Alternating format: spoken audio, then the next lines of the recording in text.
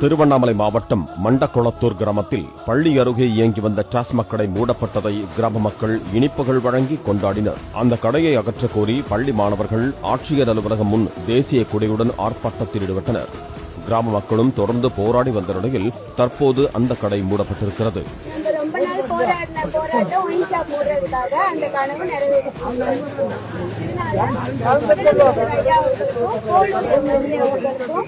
ஊர் பொதுமக்களுக்கும் காவல்துறையினருக்கும் மக்கள் மன்ற உறுப்பினருக்கும் அது மட்டும் இல்லாம இந்த போராட்டத்தை தூண்டினதுக்கு கந்தனுக்கும் பாக்கியராஜுக்கு சரவணாவுக்கால ரொம்ப நன்றி. கடந்த வாரம் நடந்த ஒயின் ஷாப் மூடுற போராட்டத்தில் ஒரு நல்ல தீர்ப்பு கிடைச்சிருக்கு. இங்க இருக்கிற 20 கிராமத்தில் இருக்கிற மக்கள் இந்த வழியாக தான் வந்து போனோம். பசங்களுக்கும் பொம்பளைங்களுக்கும் ரொம்ப சிரமமாக இருந்தது. இப்போ நாங்கள் நடத்தின போராட்டத்துக்கு அதிகாரிகளை செவி கொடுத்து ஒயின் ஷாப்பை மூடிட்டாங்க.